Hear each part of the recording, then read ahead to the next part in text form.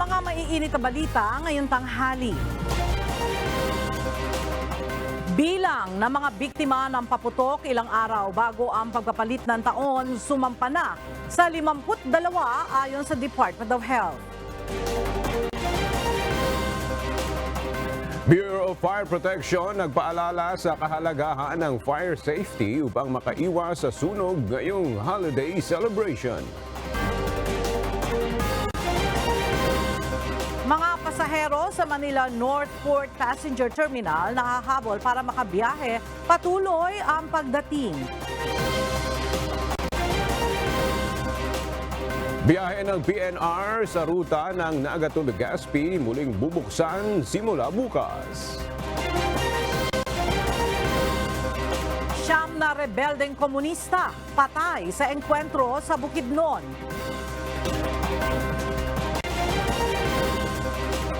At eroplanong pinaghihinalaang sangkot sa human trafficking lumapag na sa India.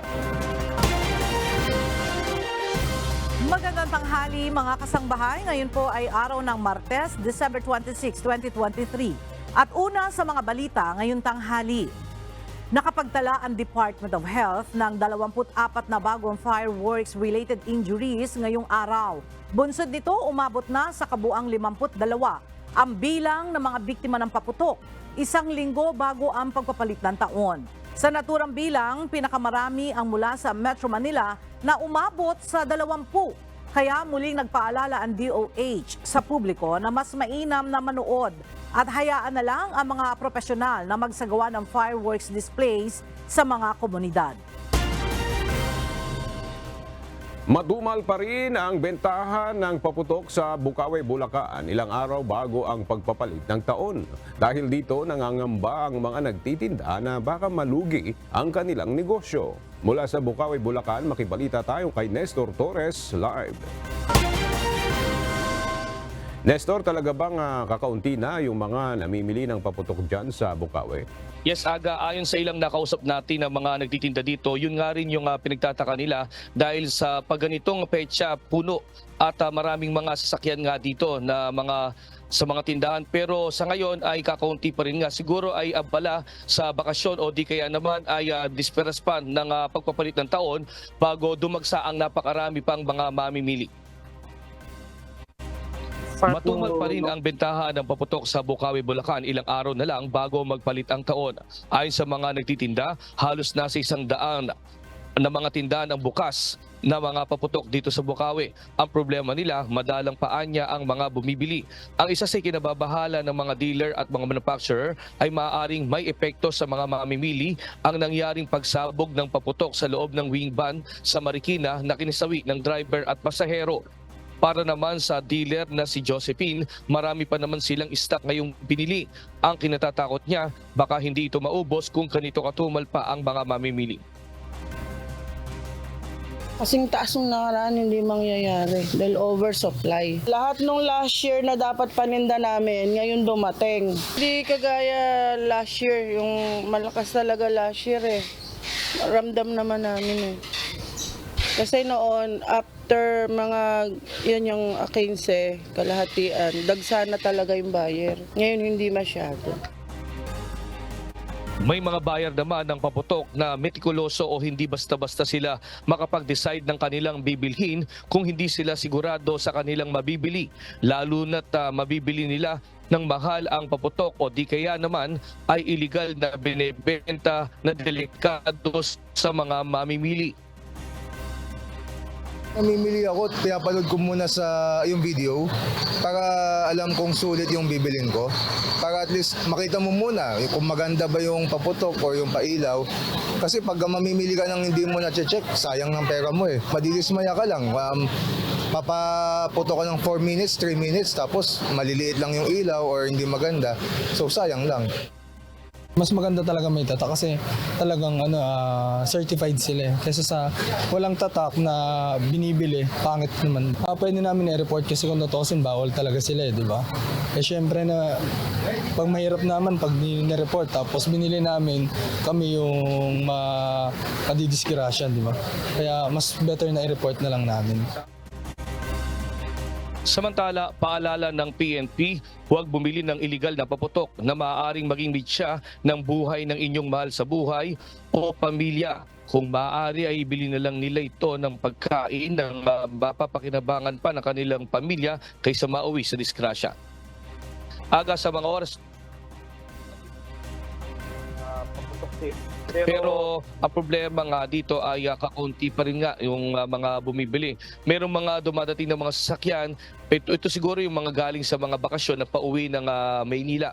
Pero the rest ay talagang matumal pa ang bumibili ng paputok na kumbaga inaasahan ng mga nagtitinda dito na baka sila'y malugi kung ganitong kakaunti pa rin yung mga bumibili ng paputok sa Bukawi, Bulacan. At yan mo latest live mula dito sa Bulacan. Balik sa iyo, Aga. Nestor, kumusta yung pagpapatupad ng safety measures dyan sa area ng tindahan ng mga paputok? Dahil alam natin na maselan yung lugar na yan. Kumusta at monitored ba ng LGU yung pagpapatupad ng safety measures gaya nung pagkakaroon ng fire extinguisher within the area at iba pang mga safety measures dyan? Kumusta yung pagpapatupad, Nestor? Napapanatili ba yung mga batas dyan, Nestor? Yes, Aga, tama ka. Ito nga talaga yung dapat tutukan yung ginagawa ng LGUs at maging ng mga iba't ibang mga otoridad, partikular itong PNP at Bureau of Fire Protection kung saan nga ay meron ditong fire truck at may mga naka-deploy na mga patrol personnel ng PNP na kung saan nga ay nag-iikot sila rito para doon sa mga huhulihin kung meron mang naninigarilyo malapit sa mga nagtitinda ng paputok na mahigpit na pinagbabawal o gumagamit ng mga vape at bawal din dito yung mag-testing ng mga paputok lalo na sa harap o sa tindahan dahil ito ay maaaring pagmulan ng sunog. Kaya sa ngayon ay patuloy pa rin namang nakamonitor dito pati yung Provincial Disaster Risk Reduction and Management Council na tatagal hanggang sa katapusan nga ng Disyembre. Aga. Maraming salamat, Nestor Torres. Mayroon ng 6 na insidente ng illegal discharge of firearms ang naitala ng Philippine National Police. Ayon kay PNP spokesperson, Police Colonel Jean Fajardo, kabilang sa nasangkot sa insidente ay 2 pulis at 2 sundalo. Kinumpiska na ang baril ng mga ito at nasampahan na rin ng reklamo. 7 bahay ang tinupok ng apoy sa nangyaring sunog kahapon sa Purok 8, Barangay Nursery sa Masbate City.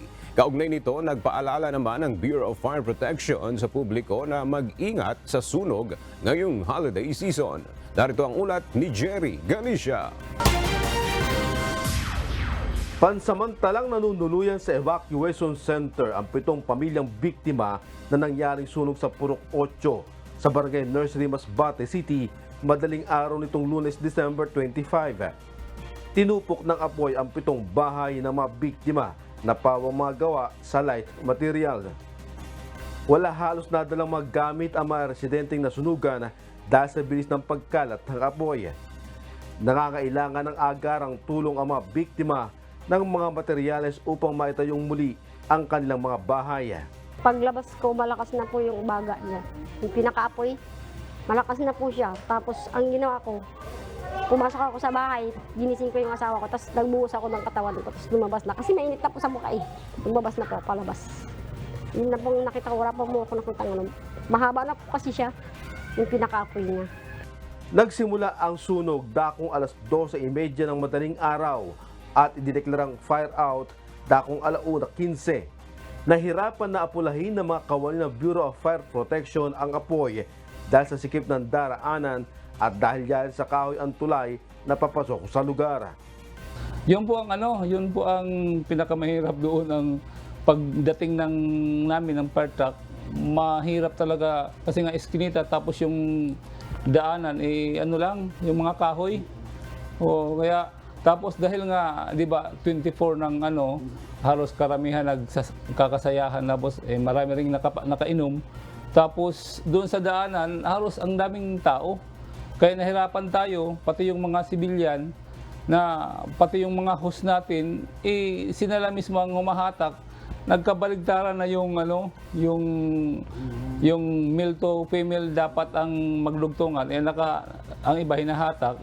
baligtad. Kaya natagalan bago magdugtong kasi ibabalik mo naman yung isang dulo. Ganun ang hirap. Inaalam pa ng BFP kung ano ang sanhi ng sunog na umabot sa mahigit 125,000 piso ang halaga ng mga nasunog na ari-arian. Nagpaalala naman ang BFP sa mga residente na umiwas sa anumang maaaring pagmula ng sunog gaya ng paputok. Namahagi na ng tulong ang Department of Social Welfare and Development ng cash assistance na 10,000 piso sa mga totally damaged na bahay at 5,000 naman sa partially damaged. Jerry Galicia, UNTV, News and Rescue. Diyos ang aming sandigan, serbisyo publiko, ang aming pinahahalagahan.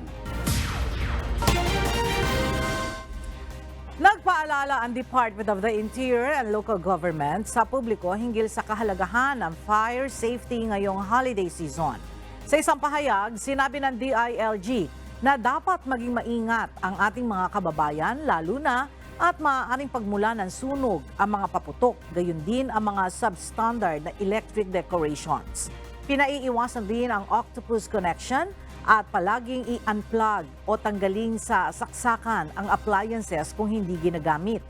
Nauna nang umapela ang DILG sa mga local government unit na magpatupad ng mga ordinansa na nagbabawal sa paggamit ng paputok at sa halip ay magsagawa na lamang ng fireworks display upang makaiwas sa posibleng aksidente ngayong nalalapit na ang pagpapalit ng taon.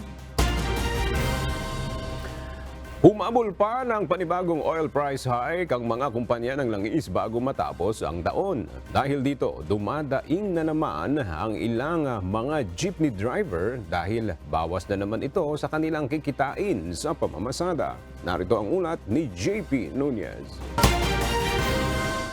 Matatapos na lang ang taon pero panibagong hirap pa rin ang sasalubong sa mga tsuper ng pampasaherong jeep. Batay sa anunsyo ng mga oil company, simula ngayon ay may dagdag presyo na naman sa mga produktong petrolyo. 1 peso and 70 centavos ang dagdag singil sa kada litro ng diesel, 1 peso and 60 centavos naman sa gasolina at 1 peso and 54 centavos sa presyo ng kerosene. Sa kabuuan, nasa higit 5 piso ang naging dagdag sa kada litro ng diesel ngayong taon.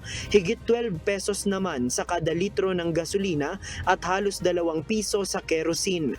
Ayon sa mga driver, imbis na kikitain na nila para maipang-uwi sa pamilya ay napupunta pa sa pang-diesel. Mas magiging maluwag sana nila kung bababa na lamang sa 50 pesos ang kada litro ng diesel na ngayon ay umaabot na sa halos 60 pesos kada litro. Pangkain ng alak na yun kung may ipon mo yun, lalaki yun.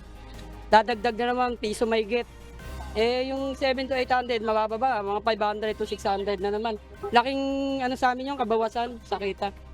Samantala, ayon sa ilang tsuper ng jeep, halos wala ring naging silbi ang naging pisong dagdag pasahe dahil sa patuloy na pagtaas ng presyo ng krudo. Hindi naman kasi nahahatak din ng diesel hindi naman permis na maganda biyahe. Minsan may takbong basyo. Ayon sa Department of Energy, nakakaapekto sa pagtaas ng presyo ng langis ang banta sa mga barko na dumadaan sa Red Sea na siyang naghahatid ng supply sa iba't ibang mga bansa. JP Nunez, UNTV, News and Rescue. Diyos ang aming sandigan, serbisyo publiko ang aming pinahahalagahan. Naging epektibo ang dry run ng 100% cashless transaction sa mga toll plaza sa North Luzon Expressway at Subic-Clark-Tarlac Expressway ayon sa TRB o Toll Regulatory Board. Pero ayon sa ilang mga motorista, may mga aberya pa rin sa paggamit ng RFID na dapat matugunan ng mga toll operator. Narito ang report ni Nestor Torres. 5 buwan na ang nakalipas mula nang ipatupad ng NLEX Management at ng Toll Regulatory Board ang dry run ng RFID 100% cashless transaction sa mga toll plaza ng NLEX at SETEX. Ayon kay Julius Corpus, spokesperson ng Toll Regulatory Board o TRB, mula sa dating 70% nitong July, ngayon ay nasa 80 hanggang 85% na ang bilang ng mga motoristang nagpakabit ng RFID. Ibig sabihin, epektibo ang RFID transaction kaysa sa cash transaction sa mga motorista para maiwasan talaga ang matagal na pagpila sa mga toll lanes. Marami na po sa ating mga motorista. Nakita nila siguro mas maganda nga naman na tayo'y may RFID kesa sa patuloy na nagbabayad ng cash. Pagkat sa cash po, inaabot ng 20 to 25 seconds sa transaction ninyo sa toll plaza. Samantalang kung naka-RFID po kayo, 4 to 6 seconds lamang makaka-enter or exit po kayo sa ating toll plaza. Reklamo naman ng ilang motorista, kadalasan ang nagkakaproblema ay hindi mabasang sticker ng RFID, kaya sila nagtatagal sa mahabang pila. Siguro dapat mas madaling basahin yung card. Parang walang abala, yung palang malayo ka palang nababasa na dapat. Hindi yung hihinto ka pa. Malaking abala pag wala kang RFID. Aminado naman ang NLEX Management at TRB na hindi talaga maiwasan na magkaroon ng aberya sa mga RFID. Karaniwang problema ay hindi mabasa ang sticker nito o di kaya naman ay sa mismong toll lanes nagkakaproblema. Paliwanag naman ng Toll Regulatory Board, minimal lang naman ang nagiging problema sa mga toll lanes sa mga toll plaza pero ginagawa naman nila ito ng paraan para huwag magtagal sa pila ang mga motorista. Libre naman po ang kapalit ng RFID. Isa pong statement din na kung bakit kuminsan nagpapagal. Opo, tama po. May mga toll plazas kasi at toll lanes pa rin tayo na patuloy po natin ini-improve o pinakita ng mga sistema, equipment, nang sa ganon mapabilis pa po ang daloy ng trapiko. Subalit, nakakanakan naman po yan. Generally, maayos na po ang RFID system natin. Mas maganda pag talaga, maayos na nila yung pagbasa ng mga card. Hassle yun kapag sa driver kapag ganyan, mag-aabalahin pa yung biyahe mo, di ba? Samantala, isa naman sa problema na nakikita nila kaya naman nagtatagal sa pila ay yung mga hindi nagpa-load o kaya naman ay mga walang RFID sticker na pumapasok sa RFID lane. Payo ng TRB at NLEX Management sa wala pa ring RFID hanggang ngayon ay magandang magpakabit na lalo't long holiday ngayon ay asahan na ang heavy traffic sa papuntang norte at paluwas ng Maynila. Nakikiusap din po kami sa inyo na sana siguraduhin ninyong sapat yung load ninyo bago kayo pumasok o lumabas man lang sa ating mga expressway. May mga applications naman po kung saan kayo madaling magpa-load. Sa ngayon, full implementation pa rin ng 100% RFID cashless transaction sa lahat ng mga toll plaza sa NLEX at STX. Subalit nagbibigay pa rin naman sila ng konsiderasyon maging sa mga gusto pa rin na magbayad ng cash. Ang mahalaga ay umabot na sa mahigit 1 milyon at patuloy na nadadagdagan ang nagpapakabit ng RFID sa bansa. Nestor Torres, UNTV News and Rescue. Diyos ang aming sandigan, serbisyo publiko ang aming pinahahalagahan. Matapos ang 6 na taon ng pagsasara ng rutang Naga-Legazpi ng Philippine National Railways, simula bukas, muli na itong bubuksan sa mga commuter na babiyahe patungong Bicol. Alamin natin ang detalye kay JP Nunez live. JP, anong oras magsisimula yung unang biyahe ng Naga-Legazpi na biyahe ng PNR bukas? Aga yung tren na manggagaling doon sa istasyon sa Naga ay 5:38 AM yung magiging unang biyahe. Habang yung tren naman na manggagaling doon sa Legazpi ay 5:45 AM yung magiging biyahe. At 4 na biyahe sa isang araw yung tatakbo dito nga sa rutang ito ng Philippine National Railways. Inanunsyo nga ng Philippine National Railways o PNR na simula bukas, December 27, ay bubuksan na muli ang Naga to Legazpi at vice versa na biyahe ng tren. Kasama sa mga istasyon at flag stop ng Naga to Legazpi na biyahe ang istasyon sa Naga City, sa Pili, Baaw, Iriga, Lourdes, Bato, Matacon, Pulangi, Owas, Ligaw, Travesya, Daraga, Bagtang, Washington Drive, Kapantawan at sa Legazpi. Nasa 15 pesos hanggang 155 pesos naman ang minimum na pasahe mula sa unang istasyon hanggang sa dulo nito. Epektibo ang 20% na discount sa mga estudyante, senior citizen at PWD. Noong nakaraang mga araw, naging matagumpay nila ang isinagawang test run ng mga tren sa dadaanang Riles. Aga 2017 nga nung isara itong Naga to Legazpi na ruta ng PNR dahil nagkaroon ng kakulangan dun sa mga tren na babiyahe dito at nasira rin yung ibang bahagi ng Riles. Ang paalala ng PNR dun sa mga Bicolano na maaaring makasakay dito bukas ay sundan yung kanilang mga social media accounts para makita yung schedule ng mga biyahe. Yan muna ang ating latest live. Balik sa'yo, Aga. Okay, maraming salamat, JP Nunez. Ngayong nalalapit na ang pagpapalit ng taon, patuloy pa rin ang pagdating ng mga pasahero sa Manila North Port Passenger Terminal sa Maynila. Ayon sa management, inaasahang aabot pa sa nasa 5,000 biyahero ang dadaan sa Pantalan ngayong araw. Mula sa Maynila, kumuha tayo ng update kay Ryan Lacanlale live. Ryan, hanggang kailan pa inaasahan yung dagsa ng pasahero dyan sa Manila North Port Terminal? Aga hanggang bago matapos ang pagpapalit ng taon ay inaasahan na nga ang dagsapan ng mga pasahero dito sa Manila North Port Terminal. Karamihan sa ating mga kababayan na ay hahabol sa pagpapalit ng taon. May iba pinilit makauwi noong nakaraang Panglinggo pero puno na daw ang mga barko. Kaya naman ngayon lang sila uuwi ng probinsya. May iba naman na salitan sila ng mga kasama nila na umuwi at inantay muna na makabalik sa trabaho ang mga karelyebo. Meron din tayong mga nakausap kanina na nag-ipon muna ng pamasahe dahil hindi biro ang gastos pag uwi ng probinsya at pabalik ng Maynila. Ngayong araw may 4 na barko na nakatakdang umalis dito sa Pantalan. Bukas ay mayroon na lamang 1 barko ang inaasahang aalis dito sa Manila North Port. Tinatayang nasa mahigit 5,000 sa kabuuan ang dadaan ng pasahero ngayong araw dito sa Manila North Port at inaasahang bago magpalit ang taon ay mas darami pa sa darating na weekend yung mga dadaan dito. Sa ulat ng PTA kanina, Aga, mula December 16 hanggang kahapon, December 25, umabot na sa 1.9 million ang passenger traffic na dumaan sa mga pasahero ito na dumaan sa mga Pantalan. Tinaasahan nila na mas mahihigitin pa yung kanilang forecast na 5.1 million itong holiday season. At yan muna ang latest mula dito sa Manila North Port Terminal. Balik sa'yo, Aga.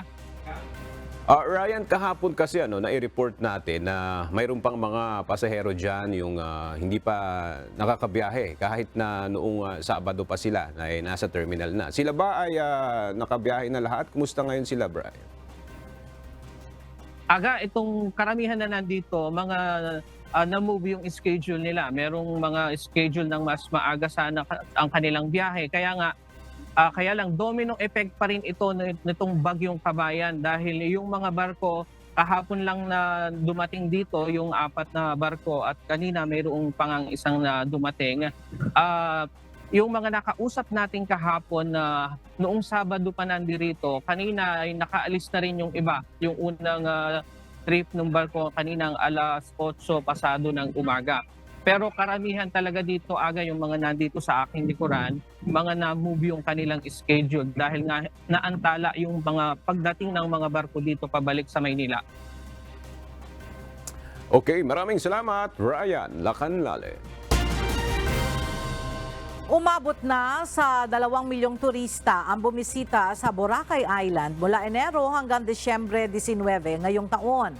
Ayon sa Malay Tourism Office, karamihan dito ay local tourists. Naitala naman ang pinakamataas na tourist arrivals noong Hulyo na may 207,696 arrivals. Inaasahan pa ang pagdating ng ilang mga turista ngayong holiday break, kaya nagpaalala ang local authorities na maging responsable at panatilihin ang kalinisan at kaayusan sa isla.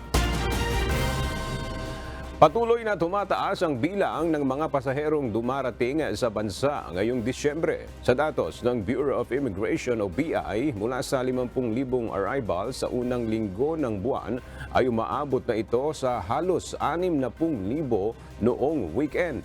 85% ng arrivals ay dumaan sa Ninoy Aquino International Airport o NAIA. nasa mahigit 31,000 din ang departures noong December 23. Inimok naman ng Bureau of Immigration ang mga Pilipino na gamitin ang e-gates para mas mabilis ang clearance at mag-pre-register sa e-travel portal 3 araw bago ang nakatakdang pag-alis o pagdating sa bansa. Tinatayang nasa mahigit 28,000 na mga turista ang bumisita ng Baguio City kahapon, December 25, kaya naman masikip na ang daloy ng trapiko ang naranasan sa City of Pines. Habang ang ilang mga turista naman hindi na makapag-book o makahanap ng mga matutuluyan dahil sa punuan na ang mga transient houses sa lungsod. Mula sa Baguio City, makibalita tayo kay Grace Flores, live. Grace, kumusta ang sitwasyon ngayon dyan sa Baguio City? Yes, Ella, magandang tanghali. Sa ngayon ay patuloy pa rin ang pagdating ng mga turista, mga local tourists po natin na dumarating dito sa City of Pines para magbakasyon ngayong long holiday. Sa tala ng Tourist Police Office Unit, Baguio City, umaabot na sa higit 28,000 ang umakyat sa lungsod ng Baguio at namasyal sa mga tourist destinations sa syudad. Hanggang sa ngayon, dagsa pa rin ang mga turista sa City of Pines. Mahabang pila ang naranasan ng mga turista sa mga pangunahing pasyalan sa City of Pines, kabilang na dito ang Botanical Park, Mines View Park, Igorotstone Kingdom at iba pa. Medyo maluwag ang daloy ng trapiko ngayon dito sa City of Pines kumpara kahapon, December 25, hanggang gabi talagang usad pagong ang daloy ng trapiko sa City of Pines. Problema din ng mga motorista ang parking, punuan na rin ang parking area. Bukod sa mga kawani ng Traffic Enforcement Unit, nag-deploy pa ang Baguio City Police Office ng karagdagang police personnel at paglalagay ng police desk assistance. Na-deploy sila sa Cannon Road, Nagilian Road at Marcos Highway kung saan karaniwang nararanasan ang masikip na daloy ng trapiko. Samantala, kagabi ay madami pa ring turista ang dagsa sa mga pasyalan sa lungsod, pangunahin na sa mga pamosong Burnham Lake at Rose Garden. Enjoy ang mga bisita sa pagsakay ng bangka sa Burnham Lake, dagsa rin ang mga turista sa biking area.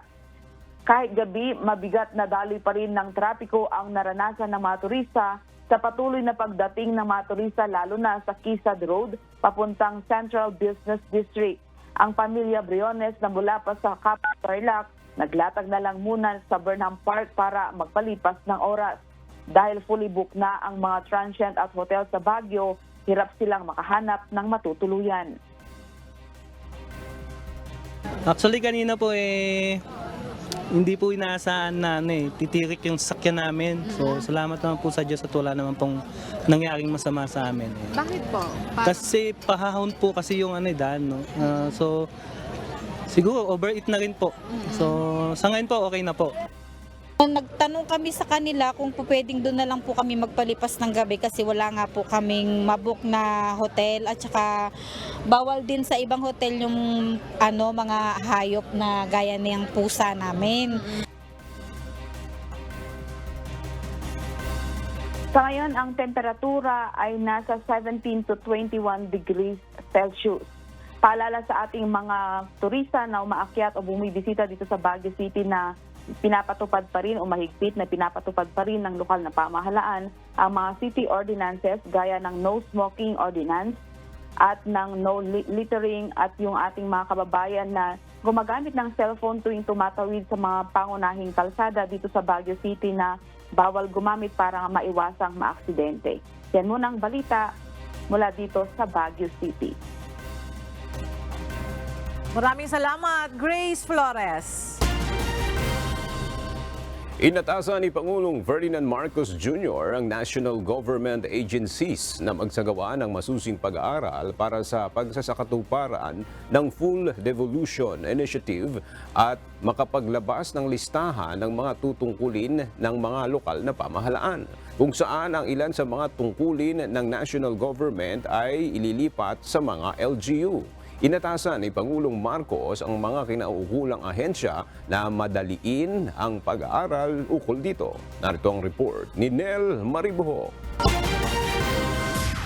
Binigyan ni Pangulong Ferdinand Marcos Jr. ang National Economic and Development Authority o NEDA ng hanggang Pebrero ng susunod na taon upang tapusin ang pag-aaral sa planong full devolution sa pamahalaan. Sa ilalim ng Executive Order No. 138 ni dating Pangulong Rodrigo Duterte, isinulong na ang full devolution of powers kung saan inihahanda na ang mga lokal na pamahalaan na gampanan ng ilang tungkulin ng national government. Ayon sa Pangulo, dapat madetermina muna ang mga prioridad at serbisyon dapat na ilipat sa mga LGU, kabilang na dito ang pagpopondo at schedule ng implementasyon. Inatasan rin ni PBBM ang DILG na makipag-ugnayan sa Union of Local Authorities of the Philippines upang matukoy ang mga serbisyo at trabahong dapat gawin batay sa devolution transition plans ng national government. May hanggang katapusan naman ng Enero 2024 ang DILG para maisumite ang kanilang ulat sa Office of the President. Alinsunod ito sa pagpapatupad ng Mandanas-Garcia ruling ng Korte Suprema. May hanggang taon 2024 ang transition na paglilipat ng tungkulin o devolution of powers ng executive branch sa mga LGU. Kabilang sa mga tungkulin na ito ay may kaugnayan sa pagbibigay ng serbisyong pangkalusugan, agrikultura, infrastruktura, pamamahala sa likas na yaman at turismo. Base sa inisyal na pag-aaral ng Department of Budget and Management, aabot sa mahigit 400 na munisipalidad ang hindi pa kakayaning magpatupad ng mga malalaking proyekto at kinakailangan pa ng tulong ng national government. Ayon kay Budget Secretary Amena Pangandaman, pangunahing problema pa rin sa ngayon ng ilang mga munisipalidad ang kanilang technical capacity at expertise upang maisakatuparan ang mga malalaking proyekto. Nel Maribuho, UNTV News and Rescue. Diyos ang aming sandigan, serbisyo publiko ang aming pinahalagahan. Naglabas ng executive order si Pangulong Ferdinand Marcos Jr. ukol sa pagpapalawig sa ipinapataw na mababang import duty tax sa ilang produkto. Ang aksyon na ito ng Pangulo ay dahil na rin sa negatibong epekto ng El Nino sa bansa. At para sa detalye, nagbabalik si Nel Maribuho live. Nel, ano-anong mga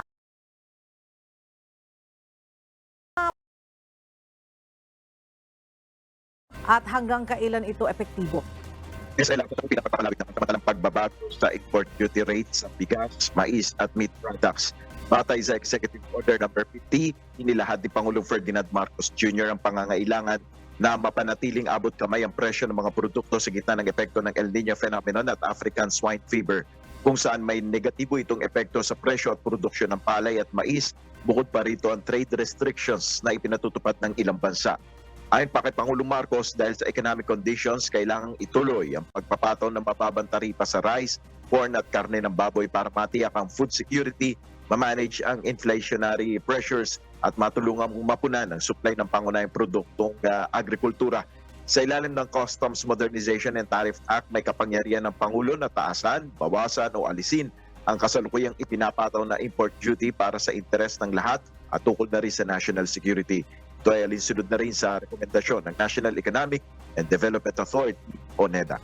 Yan muna ang ating update. Balik sa Ella. Maraming salamat, Nel Maribuho. Isinusulong ngayon sa Kamara ang isang panukalang batas na mag-aalis ng transaction fee sa maliliit na transaksyon sa electronic wallets at electronic fund transfers. Lain itong magkaroon ng mas inclusive at financially secure na mga mamamayan. Mula sa Quezon City, makibalita tayo kay Rosalie Coz live. Rosalie, ano ba yung nilalaman nitong panukalang ito? Aga nakahain sa Kamara ang House Bill No. 9749 na layong alisin ang charge para sa small value transactions sa electronic wallets at electronic fund transfers. Sa panukala, hindi hihigit sa 1,000 pesos ang itinuturing na small value transactions.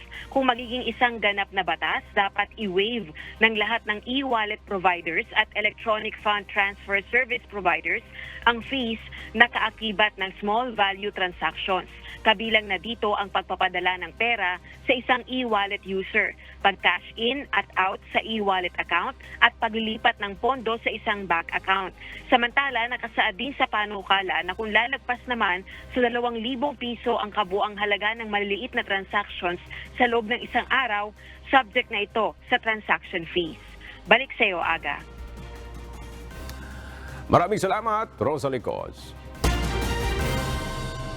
Kabilang sa target na masolusyonan ng Bureau of Corrections o BUCOR ang issue ng recidivism ng mga nakukulong sa Bureau of Jail Management and Penology o BJMP. Ayon kay BUCOR Chief Gregorio Pio Katapang, magandang ilipat sa kanila ang ilang libong PDL sa BJMP. Narito ang report ni Dante Amento. Kabilang sa nakitang problema sa Persons Deprived of Liberty o PDLs mula sa Bureau of Jail Management and Penology o BJMP ay paggawa muli ng krimen pagkalabas ng bilangguan. Ito ang tinatawag na recidivism. Bunsod ito ng kawalan ng correctional program.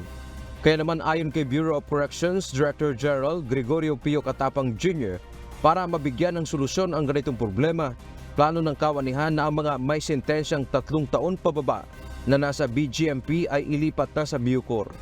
Yung lahat ng makukulong na masentensyado, whether 1 day to 3 years, kailangan sa BUCOR na? Sa BUCOR na po para maiwasan po yung recidivism. Paliwanag nito na kailangan ng rehabilitasyon ang mga preso, kaya dapat ito ay nasa BUCOR. Napag-usapan din doon na kung hindi naman malakas ang ebidensya, huwag nang kasuhan. Kasi imagine 111,000 na tinatry yan, na hindi naman sigurado kung guilty pa sila. Aabotan niya ito sa ngayon ng halos 13,000. Nahatulan ang mga ito sa mas mababang krimen. Subalit kung hindi sila maitutuwid ay may posibilidad na gagawa uli sila ng paglabag sa batas pagkalabas ng piitan. Yung nakukulong ulit dahil hindi sila nagkaroon ng proper reformation and proper turnover back to society. Kasama rin sa plano ng BUCOR na darating ang panahon na ang mga PDL ay magagamit din pagdating sa food security. Makatutulong sila sa pagtatanim sa iba't ibang lugar. Dante Amento, UNTV, News and Rescue.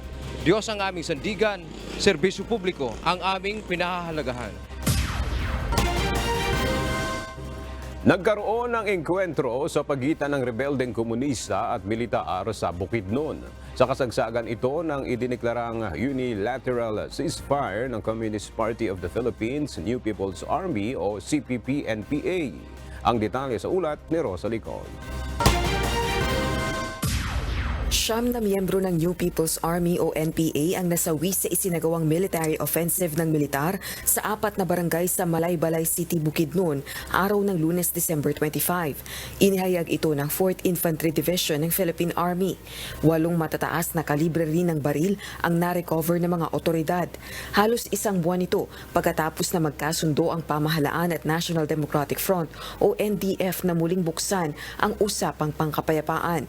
Ang engkwentro nangyari rin sa unang araw ng idineklarang unilateral ceasefire ng Communist Party of the Philippines New People's Army o CPP-NPA. Idineklara ang tigil putukan ng mga rebeldeng komunista bilang pagdiriwang sa ika-55 anibersaryo ng samahan. Kauna-unahan ito mula December 2019. Gayunman, hindi naman tinumbasa ng puwersa ng pamahalaan ang holiday ceasefire. Sa pahayag ni National Security Council spokesperson Assistant Director General Jonathan Malaya, gaya ng binanggit na ni National Security Advisor Eduardo Anyo, walang magiging suspension of military and non-military operations. Bunsod nito, magpapatuloy ang pagtugon ng Armed Forces of the Philippines at Philippine National Police laban sa lahat ng armed threats sa bansa, kabilang na ang NPA. Gate din ng tagapagsalita ng National Security Council, natuto na ng leksyon ng pamahalaan sa mga nakalipas na panahon kung saan ginagamit lamang umano ng CPP-NPA-NDF ang tigil putukan upang makapag-regroup at makapaglunsad ng pag-atake sa mga sibilyan. Rosalie Cos, UNTV News and Rescue. Diyos ang aming sandigan, serbisyo publiko ang aming pinahahalagahan. Nananatiling nakabantay ang Department of Health sa JN.1 COVID-19 subvariant. Sa kabila ito ng paggaling ng 18 na italang kaso sa Pilipinas.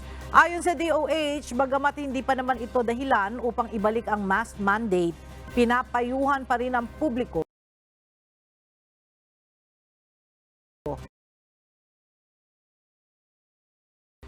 baka bubuti din kung iiwas muna sa matataong lugar at ugaliin ang palagi ang paghuhugas ng kamay. Sa ngayon, mahirap matukoy ang naturang subvariant lalo na kung hindi naman magpapasuri dahil ang mga sintomas nito ay katulad lang din ng mga nararanasan sa ibang flu-like illnesses. Nadagdagan ang mga lugar na wala nang nakitang avian influenza o bird flu. Pero nais naman ng isang grupo ng mga broiler raiser na bayaran ng gobyerno ang mga nag-aalaga ng manok na naapektuhan ng bird flu. Narito ang report ni Ray Pelayo.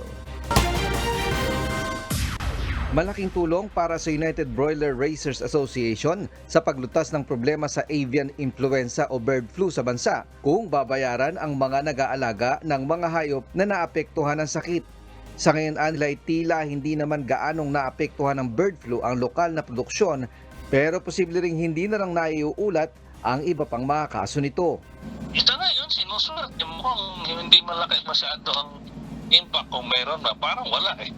Dahil nag-iias na rin siguro industry at saka maaari rin wala nang nagre-report sa DA. Wala namang kasing indemnification fund eh bakit pa magre-report? Base sa datos ng Bureau of Animal Industry, nasa 14 na lalawigan na ang nagnegatibo sa bird flu, habang 12 lalawigan pa ang may mga lugar na nananatiling apektado. Pero ang Bataan at Tarlac na lamang ang may aktibong kaso, partikular sa Balanga at Concepcion. Ang bird flu ay nakamamatay na sakit sa manok, mga ibon at iba pang poultry.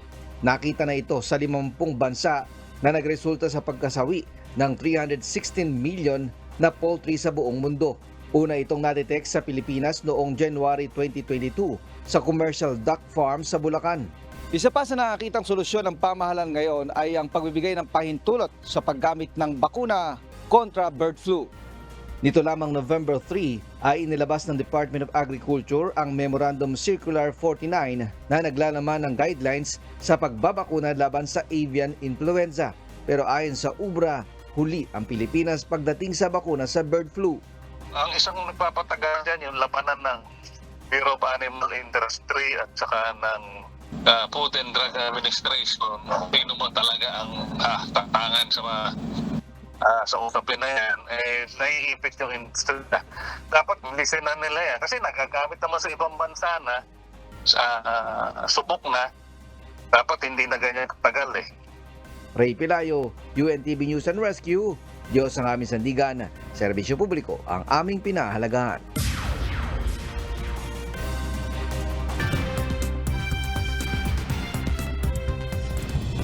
Nangako si Israel's Prime Minister Benjamin Netanyahu na paiigtingin pa nito ang pakikipaglaban sa Hamas sa mga susunod na araw. Binanggit nito sa kanyang mga kapartido na bumisita ito sa Gaza Lunes ng umaga, December 25. At anya, hindi pa malapit matapos ang military campaign ng Israel sa teritoryo. Ginawa nito ang pahayag ilang araw matapos sabihin ng US Secretary of State na dapat bawasan ng Israel ang tindi ng isinasagawang airstrike sa Gaza. Lumapag na sa India ang isang eroplanong may lulang 275 na Indian nationals. Ilang araw itong grounded sa France dahil sa pinaghihinalaang kaso ng human trafficking. Tumindi ang hinala sa chartered Airbus A340 na biyaheng United Arab Emirates Nicaragua nang huminto ito sa isang paliparan sa France para mag-refuel. Nakatanggap ng anonymous tip-off ang mga otoridad na posibleng biktima ng human trafficking ang ilan sa mga pasahero ng eroplano. Pinayagan namang makalipad ang eroplano araw ng Lunes, December 25, subalit dalawa sa mga pasahero nito ay nasa kustudiya ng pulisya, samantalang ang iba ay nananatili sa France upang humiling ng asylum. Hindi pa malinaw kung natukoy ng mga otoridad na walang krimeng ginawa kaya pinayagang makaalis ang eroplano o kung bakit sa Mumbai ito dumiretso sa halip na sa Nicaragua. Sa kalsada na nagpalipas ng December 25, ang libo-libong migrante na sumama sa malaking migrant caravan mula Southern Mexico patungong Estados Unidos. Karamihan sa mga ito galing sa South at Central America at libo-libong mga bata rin ang kasama. Umalis ang mga ito ilang araw bago ang nakatakdang pagbisita ni U.S. Secretary of State Anthony Blinken upang makipagpulong sa Mexican President at tugunan ang mass migration. Isinara ang ilang border crossings dahil sa pagdagsa ng mga migrante. Kapwa nababahala na sina U.S. President Joe Biden at Mexican counterpart Andres Manuel Lopez Obrador dahil sa matinding pagtaas ng mga migrante na tumatawid sa joint border. Hoy caminamos los más pobres, de los más pobres, de los más pobres, los que estamos en la cúspide de la necesidad. Esos estamos caminando, los que no tenemos dinero para pagar visas, los que no tenemos dinero para pagar un coyote, los que no tenemos dinero para pagar a un pollero. At sa ating pong iiwang mga salita ng Diyos na ating sandigan mula sa Aklat ng Filipos, Kapitulo 3, versikulo 20 na nagsasabi, sapagkat ang ating pagkamamamayan ay nasa langit. Mula doon ay hinihintay naman natin ang tagapagligtas, ang Panginoong Hesukristo.